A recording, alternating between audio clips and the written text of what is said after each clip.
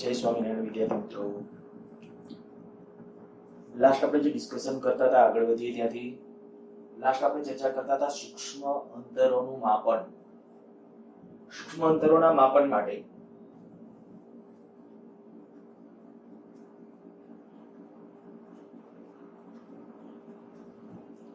સૂક્ષ્મ લંબાઈ પણ બોલાય.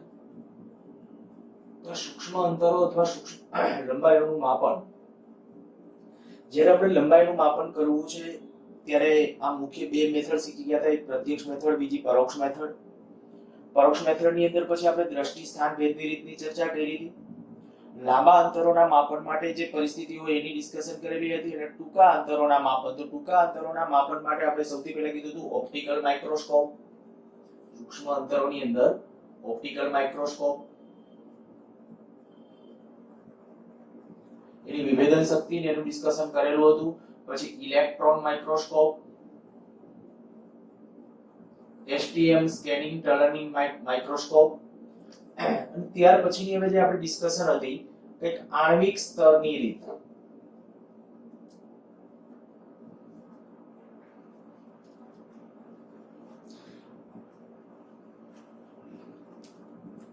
આમ જ્યારે આપણે કહીએ કે કેટલાક જે પાતળા લેયર, મોનો લેયર એટલે કે સિંગલ લેયર બનાવી શકે એવા કેટલાક પ્રવાહી, દાખલા તરીકે કહીએ કે ઓલિક એસિડ,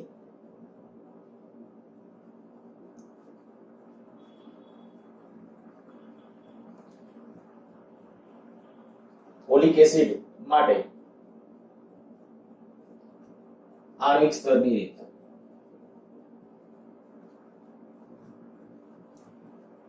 આ ઓલિક એસિડ જેવા બીજા કેટલાક એસિડો પણ છે કે જે ડાયરેક્ટલી આપણે કહી શકીએ કે ભાઈ એમનો પ્રવાહીની અંદર સપાટી ઉપર સીધા જે પ્રવાહી ઉપર રડવામાં આવે પ્રવાહીની અંદર ભળી ન જતા હોય છતાં પણ પાતળું એક લેયર બનાવેલી, જે લેયર મોનો લેયર કહેવાય, જેને સિંગલ પરમાણુનું લેયર માત્ર બનતું હોય, તો એની જાડાઈ કેટલાક સાદા મેથેમેટિકલ કેલ્ક્યુલેશનો કરીને ગણી શકાય. આપણે જોઈએ આપણે શું કરવાનું છે, તો કે સૌથી પહેલા તો આપણે કે ભાઈ ઓલિક એસિડ એના વડે એટલે કે એની આણ્વિક સ્તરની મેથડ મારે સમજવી છે. જો સમજવામાં ધ્યાન રાખજો, ટેક્સ્ટ બુકમાં વર્ણન લખ્યું છે એ વર્ણન આ સમજી લીધા પછી આરામથી સમજાઈ જશે. માની લો કે ઓલિક એસિડ એ આપણે સૌથી પહેલા છે ને 1 સેન્ટીમીટર ઘન, આપણે સૌથી પહેલા આવું કહીએ કે ભાઈ ઓલિક એસિડ ગમે જગ્યાએથી ઓલિક એસિડ એ 1 સેન્ટીમીટર ઘન જેટલું ઓલિક એસિડ લો. આટલા કદનું ઓલિક એસિડ 1 સેન્ટીમીટર ક્યુબ લઈ અને તેને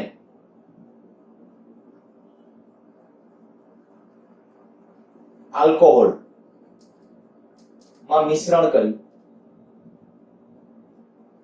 20 સેન્ટીમીટર ઘન નું દ્રાવણ તૈયાર કરો. ફરીથી આ દ્રાવણમાંથી 1 સેન્ટીમીટર ઘનનો નમૂનો લઈ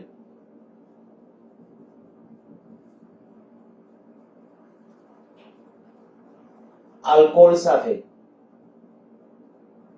મિશ્રણ કરી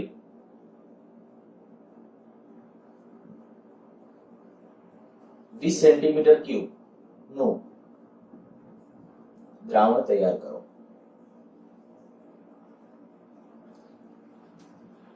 આપણે બંને ત્યાં સુધી બહુ ઓછામાં ઓછા કદનું ઓલિક એસિડ લેવું છે. એટલે આપણે શું કર્યું, આલ્કોહોલની અંદર આલ્કોહોલ એ વસ્તુ પાણી સાથે કે આલ્કોહોલ એટલે કે દારૂ આમ આપણી ભાષામાં કહીએ તો એ સહેલાઈથી પાણીની અંદર મિક્સ થઈ જાય એટલે આપણે આલ્કોહોલ પસંદ કરેલું છે. કરવાનું શું થયું, પેલા ઓલિક એસિડ તમે ગમે દાખલા તરીકે જે કેમિસ્ટ્રી લેબની અંદર જે વપરાતા જે માપ્યા છે જુદા જુદા, એની મદદથી આપણે કે 1 સેન્ટીમીટર કદ જેટલું પેલા ઓલિક એસિડ લ્યો.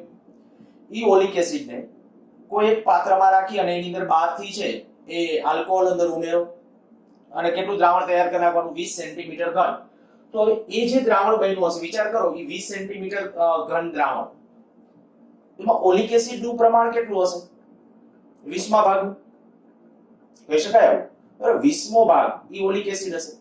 પાછું એમાંથી શું કર્યું, આપણે 1 સેન્ટીમીટર ઘનનો નમૂનો વળી એમાંથી લીધો અને એને એમાં વળી પાછું આલ્કોહોલ નાખ્યું. તો એની અંદર જ્યારે આલ્કોહોલ નાખી પાછું 20 સેન્ટીમીટર ક્યુબનું દ્રાવણ તૈયાર કરશું ને ત્યારે એની અંદર એટલે હવે આ જે મિશ્રણ બન્યું એ મિશ્રણમાં આ અંતિમ જે મિશ્રણ તૈયાર થયું અંતિમ મિશ્રણમાં ઓલિક એસિડ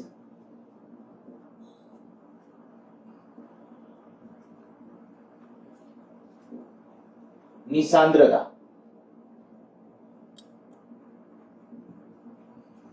1/20 × 20 હશે. એટલે ખાલી મારે તમને એમ કેવું છે આ સ્ક્વામ કેવી રીતે લખ્યું તમને ખ્યાલ આવી ગયો હશે. જો આ પહેલા સમજાઈ ગયો હશે તો આ આરામથી સમજી ગયા હશો. પહેલા શું કર્યું આપણે ઓલિક એસિડ 1 સેન્ટીમીટર ક્યુબનું દ્રાવણ લીધું એને મેં એની અંદર ઉમેર્યું આલ્કોહોલ ની અંદર. હવે એની અંદર વિચારો જોઈએ કે ભાઈ આલ્કોહોલ આપણે 20 સેન્ટીમીટર ક્યુબનું ટોટલ દ્રાવણ બન્યું એમાં ખરેખર ઓલિક એસિડ કેટલું છે તો કે 1 સેન્ટીમીટર ઘન. તો ઓલિક એસિડ 1 સેન્ટીમીટર તો એમાં તમે કહી શકો એમાં ઓલિક એસિડની સાંદ્રતા કેટલી 1/20. હવે એમાંથી પાછું આપણે એક નમૂનો ખેંચી લીધો કેટલો 1 સેન્ટીમીટર ઘન જેટલો ગમે ઇન્જેક્શન કે બીજી કોઈ રીતે 1 સેન્ટીમીટર ઘનનો નમૂનો લઈ લીધો. ઈ નમૂનાને વળી પાછો આલ્કોહોલ ની અંદર ઉમેર્યો. કેટલું દ્રાવણ તૈયાર કર્યું તો કે પાછું આપણે દ્રાવણ તૈયાર કર્યું એ કેટલું 20 સેન્ટીમીટર ઘન.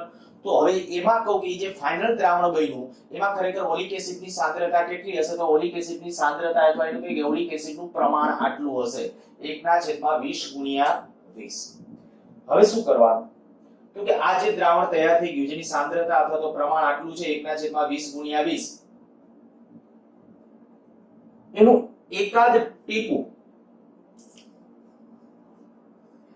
એક પાત્રમાં પાણી ભરો. પહેલા પાત્રમાં પાણી ભરો. દાખલા તરીકે આની અંદર પાણી ભરેલું છે. એના ઉપર લાઇકોપોડિયમનો પાવડર સપાટી ઉપર તમે જ્યારે લાઇકોપોડિયમ એનો પાવડર ચોક જેવો જ હોય ચોકની જે આપણે ડસ્ટ કહીએ ને એના જેવો પાવડર હોય ઈ જ્યારે તમે નાખી દેશો આના ઉપર એટલે પાવડર લાઇકોપોડિયમનો પાવડર છે ઉપર એક પાતળું સ્તર બનાવશે. લાઇકોપોડિયમ એક ખાસ પ્રકારનો એવો પાવડર તમે કદાચ એમ કહો કે આમાં લાઇકોપોડિયમ તમે સારું એવું જાડાઈનું અંદર લાઇકોપોડિયમ સ્તર બનાવી દો પછી કદાચ તમે આમ ઉપરથી આમ આંગળા નાખો ને આંગળા પાણીની અંદર લઈ જાઓ પાછા આંગળા બહાર કાઢો આંગળા કોરા હશે પલળશે નહીં. પાછું આ જે લાઇકોપોડિયમનો પાવડર કહું છું થોડો જ્વલનશીલ હોય આગની સામે લઈ જાવ તો એ હળગે પણ ખરા એવું પણ થાય. અચ્છા આપણે અત્યારે એ ડિસ્કશનમાં નહીં આપણે ખાલી આના પૂરતું રાખો કે લાઇકોપોડિયમનો પાવડર છે આની ઉપર આપણે નાખીને એક પાતળું લેયર બનાવી દીધું. મેં કીધું કદાચ લાઇકોપોડિયમ અવેલેબલ ના હોય તો ચોકની ડસ્ટ પણ ચાલે પણ એ ખાલી અપવાદ એ ઓના જેટલું વર્ક ના આપે પણ છતાં ચાલે.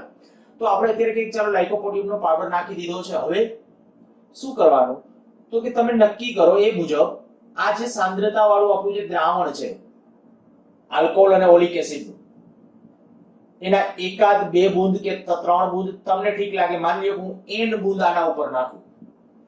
જેવા બૂંદ નાખશો ને એટલે શું થશે જેવું આપણે કંઈક આના ઉપર આની અંદર આ બૂંદ નાખ્યું આપણા દ્રાવણનું એટલે તરત જ એટલા ભાગમાંથી આ ઓલિક એસિડનો પાવડર આગો વહી જશે અને આ વર્તુળાકાર ફોર્મની અંદર છે ને પાવડર આગો વહી જશે. અને જ્યાં તમે દ્રાવણનું ટીપું નાખશો એટલે ત્યાંથી તરત જ ઇન્સ્ટન્ટ બહુ ઝડપથી ફટાફટ સીધું જ આમ કુંડાળું તૈયાર થશે. ઉપરી સપાટી ઉપર ત્યાં ઓલિક એસિડનો પાવડર વહી જશે આમ આગો. આની પ્રોપર્ટી છે ઓલિક એસિડ અને જે લાઇકોપોડિયમનો પાવડર છે તો તરત જ લાઇકોપોડિયમનો પાવડર એટલામાંથી દૂર ખસી જશે અને અહીંયા આપણો એક સર્કલ જેવો ભાગ બનાવશે. શું કરો ઇન્સ્ટન્ટ ફટાફટ તમે એક સ્કેલ બાજુમાં રાખવી અને સ્કેલની મદદથી આનો વ્યાસ માપી નાખવા સર્કલનો. પાણીની સપાટી ઉપર તરત ફટાફટ આમ સ્કેલ આમ રાખી અને જોઈ લેવાનો કે ભાઈ આનો વ્યાસ કેટલો છે. વ્યાસ નક્કી થઈ જાય એટલે ત્રિજ્યા નક્કી થઈ ગઈ કહેવાય. ઓકે હવે ટૂંકમાં આનું ક્ષેત્રફળ તમારા પાસે આવી ગયું બરાબર. સ્કેલની એની મદદથી મેં કીધું એ પ્રમાણે આનું ક્ષેત્રફળ નક્કી પહેલા વ્યાસ નક્કી થશે ક્ષેત્રફળ એ નક્કી કરો. અચ્છા આ ક્ષેત્રફળ એ નક્કી થઈ જાય. હવે શું કરવાનું છે માની લો હું એમ કહું કે આપણે આની અંદર છે n બૂંદ જો પાણીમાં n બૂંદ નાખવામાં આવ્યા હોય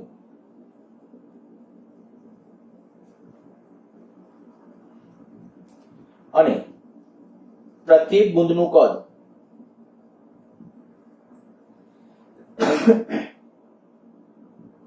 v હોય તો n બૂંદનું કદ કેટલું થાય nv. આ બૂંદોમાં ઓલિક એસિડનું કદ આ બુંદમાં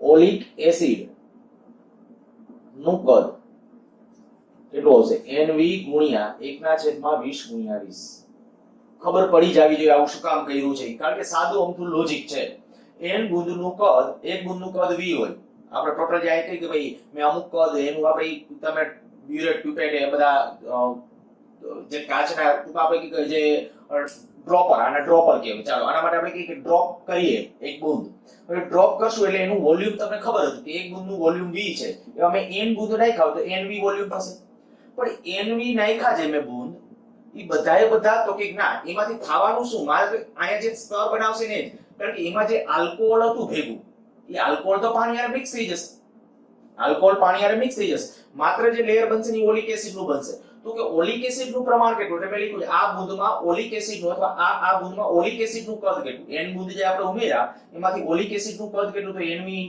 1/20 20 આ ઓલિક એસિડ નું કદ થયું તો આપણે અંદર એમ કહી શકાય કે આ જે સર્કલ બન્યું છે ને ઓલિક એસિડ નું જ માત્ર હશે આલ્કોહોલ હતું એ પાણી સાથે મિક્સ થઈ ગયું તો એ ઓલિક એસિડ નું કદ ફિક્સ થઈ ગયું અચ્છા વળી આજે આપણે કહીએ કે માની લો કે આ ઓલિક એસિડ જ્યારે લેયર બનાવ્યું ત્યારે એનું આડછેદનું ક્ષેત્રફળ a હોય અને આનું પાતળું એકદમ પાતળું લેયર બન્યું હશે બરાબર અત્યારે આકૃતિમાં દર્શાવું છું એવું નહીં બહુ નાનું હોય દાખલા તરીકે એની જાડાઈ હું t ધારું કે આ જાડાઈ બરાબર આ જે જાડાઈ કહું છું એ જાડાઈ t હોય તો ત્યારે કહી શકાય કે આની પ્રયોગો પરથી આપણે કહી શકીએ ડાયરેક્ટલી a * t બરાબર nv 1/20 ગુણ્યા 20 જો અહીંયા a એટલે જે ક્ષેત્રફળ તમે નક્કી કર્યું તો એના ઉપરથી t એટલે જાડાઈ નક્કી કરવામાં આવે ને તો લગભગ આ જાડાઈનું મૂલ્ય 10⁻⁹ મીટરના ક્રમનું મળે છે આ બધા ખરેખર કિંમતો મૂકી દેવામાં આવે બધા v એટલે એક બુંદનું કદ n બુંદનું કદ આ રીતે આપણે કહી શકાય 20 * 20 હવે બુંદનું કદ કેટલું હતું મેં કીધું એક બુંદનું કદ ઈ તમે તમારી રીતે કેવડું બુંદ તમે છે ડ્રોપર વડે પાડો છો તો એક બુંદનું કદ ફિક્સ હોય ઈ ડિપેન્ડ્સ આપણે પ્રયોગ કર્યો એના ઉપર nv અને 1/20 આ બધાનું સાદુરૂપ આપીને t ને સૂત્રનો કરતા હોય તો t બરાબર 10⁻⁹ મીટર શું દર્શાવે છે આ તો આ 10⁻⁹ મીટર જાડાઈનું આ લેયર હશે તો એનો અર્થ એવો થઈ ગયો કે ઓલિક એસિડના જે પરમાણુ છે ને પરમાણુ એનો વ્યાસ કેટલો હશે તો કે આટલું 10 અથવા એનું પરિમાણ આટલું છે એમ કહેવાય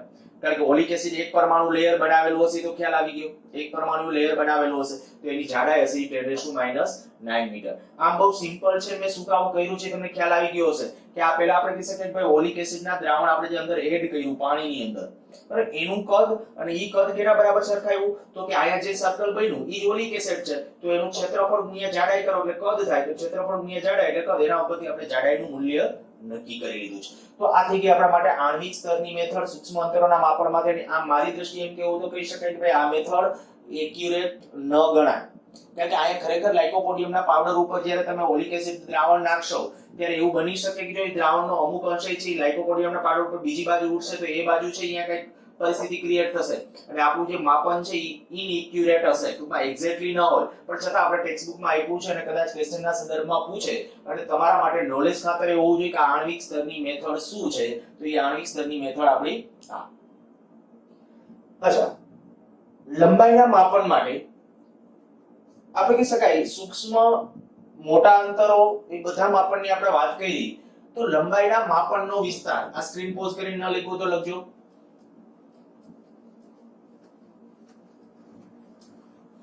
ઓછામાં ઓછી લંબાઈ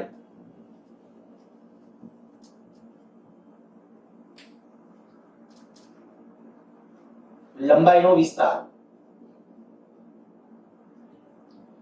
10⁻⁴ મીટર આ 10⁻⁴ એટલે તમે એ કહી શકો કે આપણો ન્યુક્લિયસ બરાબર પરમાણુ જ્યારે પરમાણુની અંદર આવેલું ન્યુક્લિયસ આપણે કે આ દાખલા તરીકે આ ન્યુક્લિયસ છે એની આજુબાજુ કક્ષામાં ઇલેક્ટ્રોન્સ છે તો આની ત્રિજ્યા જે હોય ને ત્રિજ્યા 10⁻⁻ મીટર હોય એની પરમાણુની ત્રિજ્યા પણ અંદર રહેલું જે ન્યુક્લિયસ છે ને સૌથી ઓછી ત્રિજ્યા 10⁻⁴ ના મીટરના ક્રમની ગણવામાં આવે છે તો એ લખ્યું છે ઓછામાં ઓછી જે અત્યાર સુધી આપણે લંબાઈ માપવાની જરૂર પડી કે 10⁻⁴ મીટર થી 10⁻26 મીટર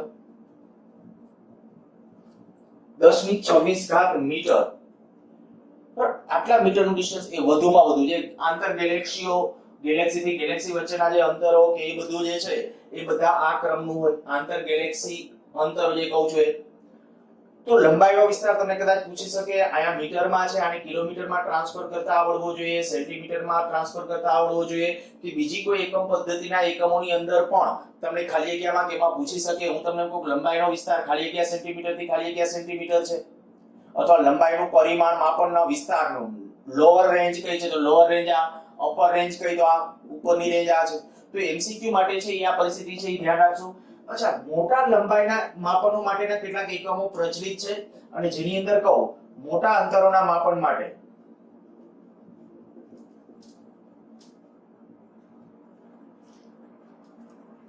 જે એકમો છે એની અંદર એક કહું, એક એસ્ટ્રોનોમિકલ યુનિટ, એક AU એટલે કે એસ્ટ્રોનોમિકલ યુનિટ.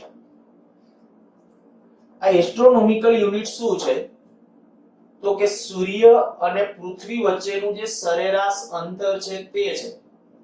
શું બોલું છું? એક એસ્ટ્રોનોમિકલ યુનિટ એટલે શું? પૃથ્વી અને સૂર્ય વચ્ચેનું જે સરેરાશ અંતર ગણાય. સરેરાશ અંતર શું કામ બોલીએ છીએ તો કે સૂર્યની આસપાસ પૃથ્વી છે ને આમ લંબવૃત્તીય કક્ષામાં ભ્રમણ કરે છે, એક્ઝેક્ટ વર્તુળાકાર કક્ષામાં નહીં, લંબવૃત્તીય કક્ષામાં. તો અમુક સમયે નજીક હોય, અમુક સમયે દૂર હશે, એટલે આપણે કહીએ કે એનું સરેરાશ જે અંતર છે એ સરેરાશ અંતર એટલે એસ્ટ્રોનોમિકલ યુનિટ. એટલે ધ્યાન રાખજો, એસ્ટ્રોનોમિકલ યુનિટનો અર્થ મેં આયા નથી લખ્યો, ટેક્સ્ટબુકમાં આમ લખ્યું છે, તમે વાંચીને સમજી પણ શકશો.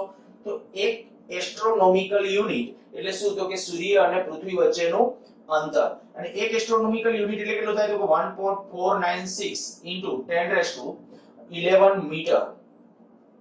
એક AU બરાબર, આટલું યાદ રાખજો, ખાલી એમાં પૂછી શકે. તો આ એક AU બરાબર. એવી રીતે આપણે એક વખત ડિસ્કશનમાં ચર્ચા કરી ગયા હતા એક પ્રકાશ વર્ષ. આ શબ્દ તમારા માટે જાણીતો છે. પ્રકાશ વર્ષ એ પણ અંતરનો જ એકમ છે. પ્રકાશ એ એક વર્ષમાં કાપેલું અંતર અને એનું મૂલ્ય છે 9.46 × 10⁻15 મીટર. આ ડિસ્કશન આપણે કરી ગયા હતા.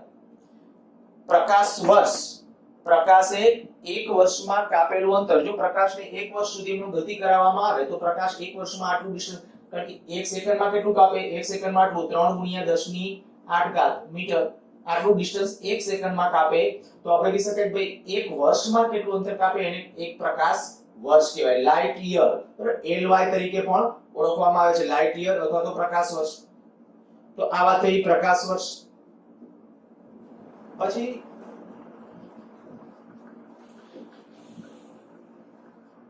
જેમ એસ્ટ્રોનોમિકલ યુનિટ, પ્રકાશ વર્ષ, એની જેમ પાર્સેક. પાર્સેક શું છે તો કે એક પાર્સેક એટલે સૂર્ય અને પૃથ્વી વચ્ચેનું જે અંતર, એક એસ્ટ્રોનોમિકલ યુનિટ આપણે કીધું, એવી જેની ટૂંકમાં એટલા માપની ચાપ હોય જે અંતર માટે, હું કહું દાખલા તરીકે અહીંયા સુધીનું આ જે અંતર,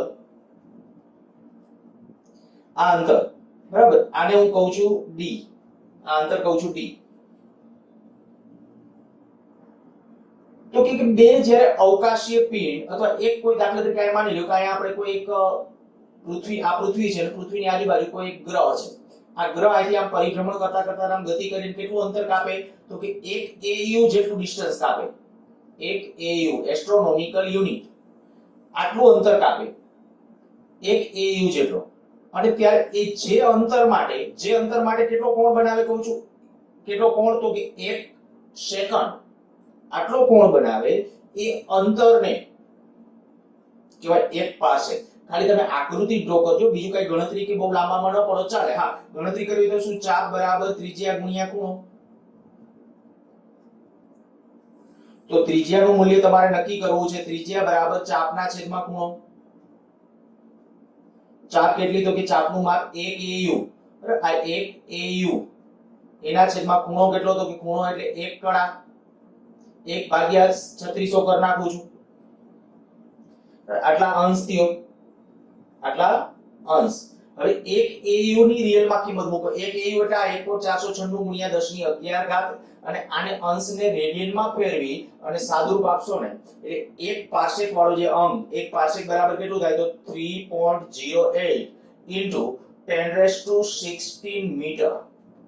બરાબર, તમારે તો આ આંકડો જ યાદ રાખવાનો છે. આ પિનણમાં ન પડો તો ચાલશે, પણ છતાં પણ લોજિકલી તમને એની વ્યાખ્યા આવડતી હોય તો એ વધુ યોગ્ય ગણાય.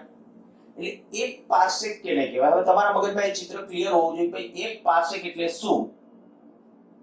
તો કે જે અંતર માટે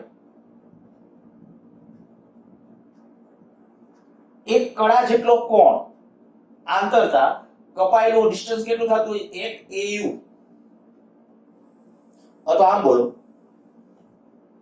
હું અહીંયા ઉભો છું, માની લ્યો 1 AU જેટલા અંતરે આવેલા બે કોણ, બે પદાર્થ, બે ગ્રહો, બે સ્ટાર્સ, એમનું આપણા પાસે જો એંગલ 1 સેકન્ડ જેટલો બનતો હોય ને, આપણા પાસે એંગલ 1 સેકન્ડ જેટલો, તો અહીંથી તે સ્ટાર કે તે ગ્રહ કે તે કણો એનું અંતર કેટલું કહેવાય? 1 પાર્સેક. ટૂંકમાં અંતર. બરાબર, એ આકૃતિ મેં ડ્રો કરેલી છે અને રિયલમાં આનું કેલ્ક્યુલેશન કરવું હોય તો કરજો. તમારે તે ટ્રાય કરજો, આન્સર તમને મળી જશે. અને એ આન્સર કેટલો આવશે? 3.08 into 1016 મીટર. તો આ 1 પાર્સેક બરાબર મૂલ્ય આપણા પાસે આ થયું. સારું, તો આ લંબાઈના માપન માટેના કેટલાક એકમો. અચ્છા, તમને એમસીક્યુ માટે કદાચ આવું કે આ ત્રણ જે એકમો છે, હજી આપણે પેલા એંગસ્ટ્રોમ ની એકમો તમને ખ્યાલ છે, બરાબર? એક એંગસ્ટ્રોમ, એક ફર્મી. એક એંગસ્ટ્રોમ એટલે કેટલું? 10 મીટર. જોજો ટેક્સ્ટ બુકમાં એક એંગસ્ટ્રોમ બરાબર 10 મીટર. એક ફર્મી અથવા ફેમ્ટોમીટર તો કેટલું કહેવાય? 10 મીટર. તો એ લંબાઈના માપનોના એકમ છે. આ લંબાઈના માપનની વાર્તા બધી આખી પૂરી. અને હવે પછીની આપણું જે ડિસ્કશન છે દળના માપનનું, તો દળના માપનની અંદર આગળ વધીએ. દળનું માપન અત્યાર સુધીનું ડિસ્કશન હતું, એમાં લંબાઈના માપનની વાત કરી અને હવે વાત કરીએ છીએ દળનું માપન. ટેક્સ્ટ બુકનો ટોપિક નંબર 2.4. હવે આ બધું આપ જાણી અને નોલેજ વાળી વાત છે, બધું ટેક્સ્ટ બુકમાં આપ્યું છે, એ જ લખ્યું છે, મેં કંઈ નવું નથી લખ્યું. દ્રવ્યમાન એ પદાર્થનો મૂળભૂત આંતરિક ગુણધર્મ છે. મૂળભૂત એ છે અને આંતરિક છે, બરાબર? એ આંતરિક ગુણધર્મને કારણે જે આપણે કહી શકાય ગુરુત્વાકર્ષી બળ લાગે છે, એટલે એને આંતરિક ગુણધર્મ કીધો છે. અને મૂળભૂત પણ છે. તે પદાર્થની અવકાશમાં સ્થિતિ, દબાણ કે તાપમાન પર આધારિત નથી. આપણે દાખલા તરીકે આપણું દળ 60 કિલોગ્રામ છે. જો આપણું દળ 60 કિલોગ્રામ છે તો પૃથ્વી ઉપર છીએ તો 60 કિલોગ્રામ, ચંદ્ર ઉપર જાય તો દળ 60. વજન બદલાશે. બદલાશે, શું બદલાશે? વજન. ખાસ ધ્યાન રાખજો, આપણું દળ કેટલું છે કે દળ એઝ ઇટ ઇઝ જે છે તે દળ એમનેમ જ. તો સ્થિતિ, દબાણ કે તાપમાન પર આધારિત નથી. આ ટેક્સ્ટ બુકના વર્ડની અંદર પણ એક તો મેં કહી દઉં કે ભાઈ આપણું આ ક્લાસિકલ ફિઝિક્સ આવું કહે છે કે સ્થિતિ, દબાણ કે તાપમાન પર આધારિત નથી. પણ ક્વોન્ટમ ફિઝિક્સ ની અંદર 12th ની અંદર આપણે ક્વોન્ટમ ફિઝિક્સ સ્ટાર્ટ કરશું અને એ વખતે કહેશું કે જો ખૂબ મોટા વેગથી પદાર્થ ગતિમાં હોય ને, ખૂબ મોટા વેગથી ગતિમાં હોય તો એનું દળ બદલાય. આઈન્સ્ટાઈનનો સાપેક્ષવાદ કદાચ તમે સાંભળેલું હશે. તો એ મુજબ જો કોઈ વસ્તુ પ્રકાશની ઝડપની નજીકની ઝડપથી મળે ને ગતિ કરવા તો એનું દળ ખૂબ જ વધી જાય. એટલે દળ છે ત્યારે દળ એટલે કે દ્રવ્યમાન છે એ અચળ ન કહેવાય. પણ અત્યારે આપણે જે પ્રચલિત ભૌતિક જ્ઞાનની વાર્તા કરીએ છીએ ને એ પ્રમાણે આપણે સ્ટેટમેન્ટ લખીએ તો ઓકે. એનો એસઆઈ એકમ કેજી છે અને આ એસઆઈ એકમ કેજી ની વ્યાખ્યા જે આંતરરાષ્ટ્રીય તોલમાપ સંસ્થા BIPM આંતરરાષ્ટ્રીય લેવલ ઉપર છે અત્યારે જે આપણે કહીએ કે ભાઈ વેઇટ એન્ડ મેઝર ને જે કંટ્રોલ કરે છે, વજન અને એનું માપન, એવી એક સંસ્થા IBWM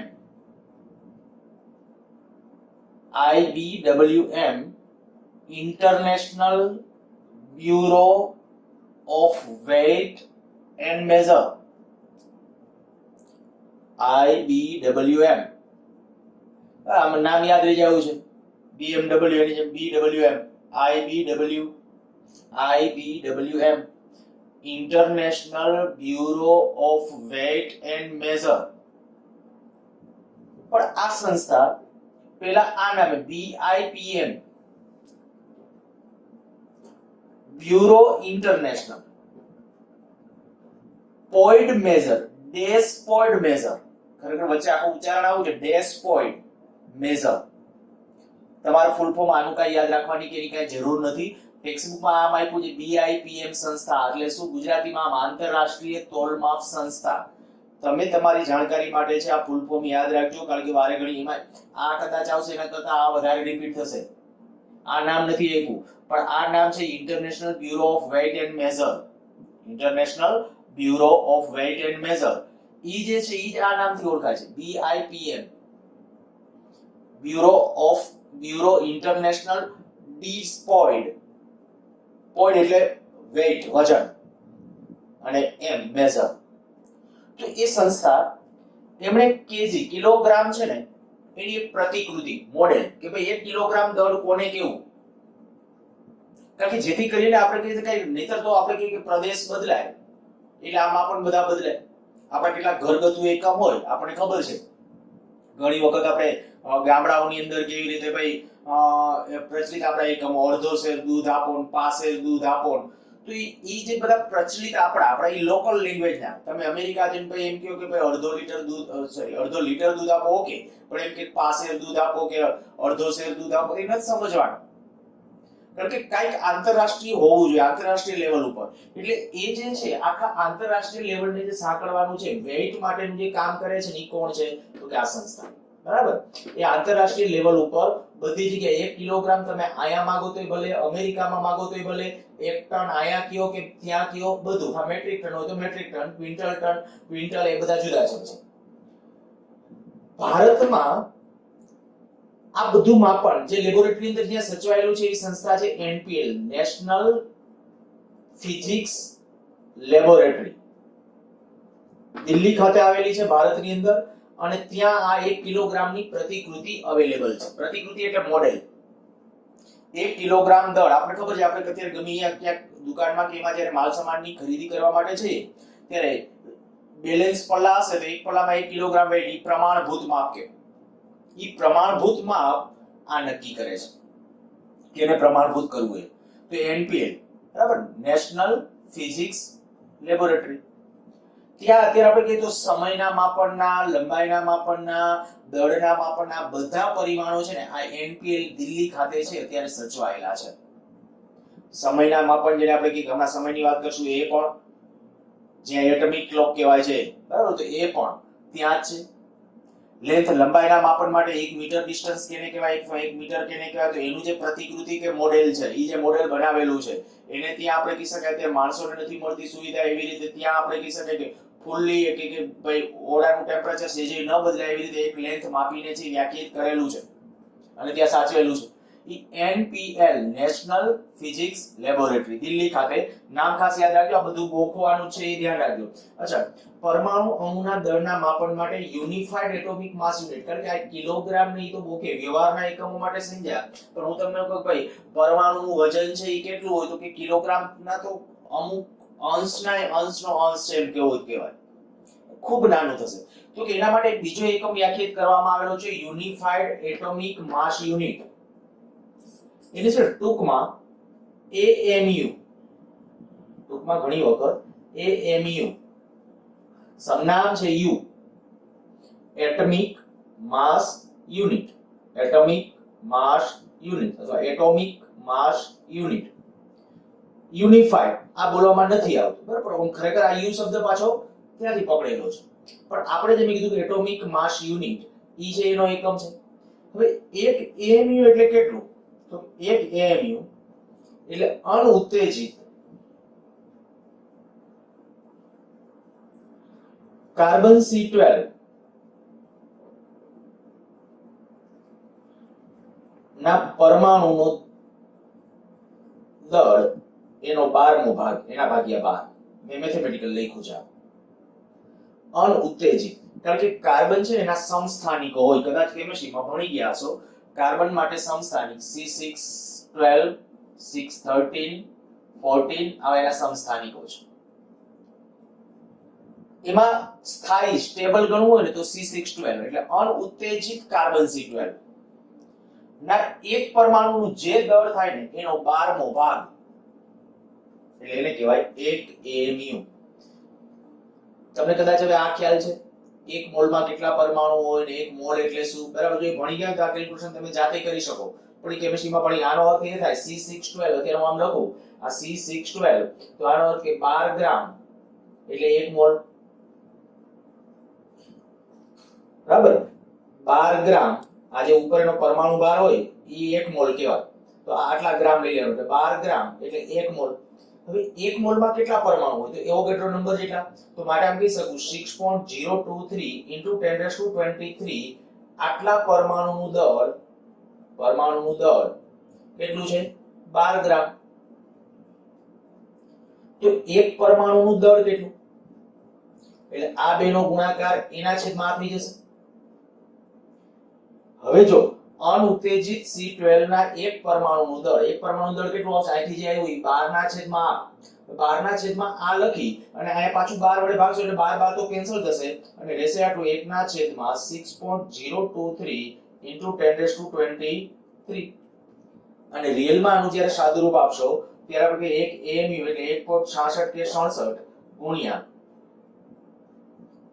10 ની -27 ઘાત કેજી કિલોગ્રામમાં ફેરવી નાખ્યા છે ગ્રામને બદલે કિલોગ્રામની અંદર બરાબર તો આ 1 AMU ધ્યાન રાખજો 1 AMU નું માપ તમે તમારી રીતે છતાંય સાદુરૂપ આપજો અને આંકડો આપણે મેં કીધું એ પ્રમાણે આંકડો છે એ યાદ રાખવાનો છે 1 AMU એટલે કેટલા કિલોગ્રામ ખાલી જગ્યામાં એમાં તમને પૂછી શકે કે 1 કિલોગ્રામ એટલે કેટલા ગ્રામ 1 AMU એટલે કેટલા ગ્રામ 1 AMU એટલે કેટલા કિલોગ્રામ આટલા કિલોગ્રામ એટલે કેટલા AMU તો આવો બધા યાદ AMU શેના માટેનો એકમ છે તો કે દળના માપનનો એક નાનો એકમ છે અત્યારે જે આપણે કહીએ કે ભાઈ અવલોકિત આખું વિશ્વ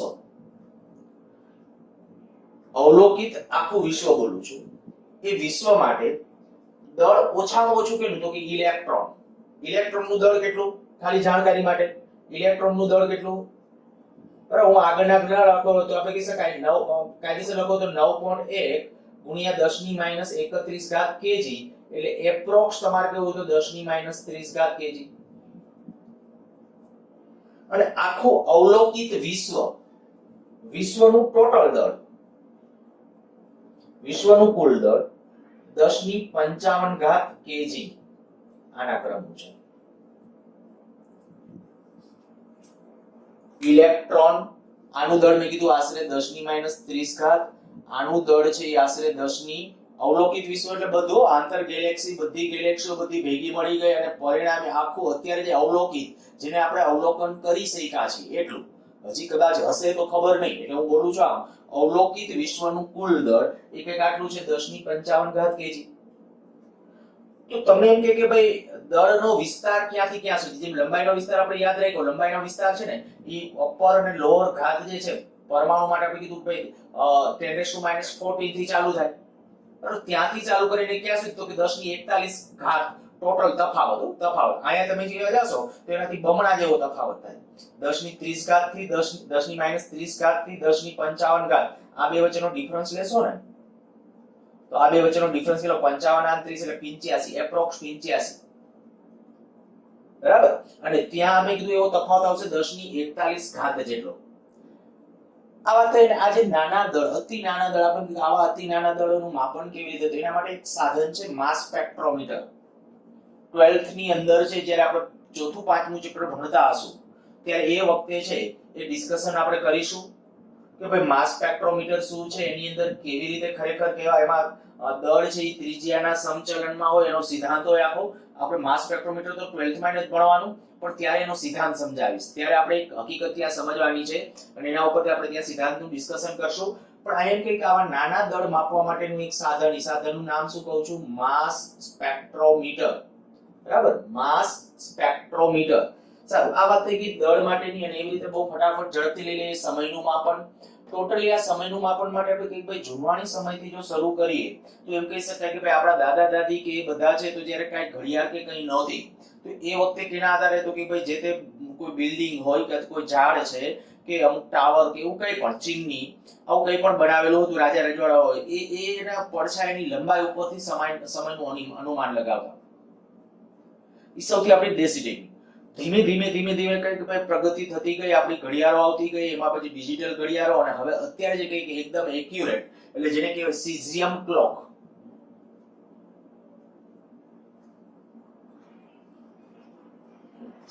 ક્લોક જેને એટમિક ક્લોક તરીકે પણ ઓળખાય છે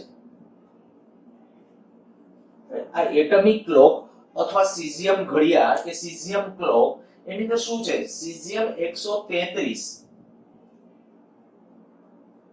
એના અણુ છે ને નિશ્ચિત એક ચોક્કસ ઓરડાના તાપમાને 27 સેલ્સિયસ જેટલા તાપમાને એ ચોક્કસ રીતે એની વાઇબ્રેશન છે ને એની સ્પીડ નથી બદલાતી. સીઝિયમ 133 ના પરમાણુ જે વાઇબ્રેશન કરે છે ને તો એના જે દોલનો એના દોલનો કહેવાય. બરાબર, એ જે દોલનો કરે એ દોલનોની સંખ્યા મને જ્યાં સુધી આંકડો યાદ છે એક્ઝેક્ટ કદાચ તમે જોઈ લેજો 9 192 100 ને નહીં 631 હા 9 192 631 અને હજી ત્રણ આંકડા છે લગભગ 770 આટલા દોલનો માટેનો સમય સીઝિયમનો પરમાણુ જોજો 1 સેકન્ડ કેટલી એક્યુરસીથી વ્યાખ્યાયિત કરી છે. ગમે ત્યારે સીઝિયમ 133 નો પરમાણુ છે જ્યારે વાઇબ્રેટ થતો હોય વાઇબ્રેટ ત્યારે આટલા દોલનો એના પૂરા થાય. એક દોલન એટલે શું તો કે તમને ખબર છે કોઈ પણ દોલક હોય અહીંયાથી આમ જઈને અહીંયાથી આમ આવે એક દોલન. તો આટલા દોલનો માટેનો જે સીઝિયમનો 133 નો સીઝિયમ 133 નો જે સમયગાળો છે ને 1 સેકન્ડ તરીકે આપણે વ્યાખ્યાયિત કરેલ છે જે આપણી એટમિક ક્લોક છે. ખૂબ એક્યુરેટ આપણે એમ કેવું તો એમ કહી શકાય કે લગભગ આની એક્યુરસી 10 ની 13 ઘાત માં 1 સેકન્ડની ચોકસાઈથી 10 ની 13 ઘાત સેકન્ડમાં 1 સેકન્ડ ની ચોકસાઈ ધરાવે છે. આનો અર્થ શું થાય તો કે આનો અર્થ એ થાય કે 10 ની 13 ઘાત સેકન્ડ જેટલો સમય જાય ને ત્યારે કદાચ એકાદ સેકન્ડની ત્રુટિ આવે.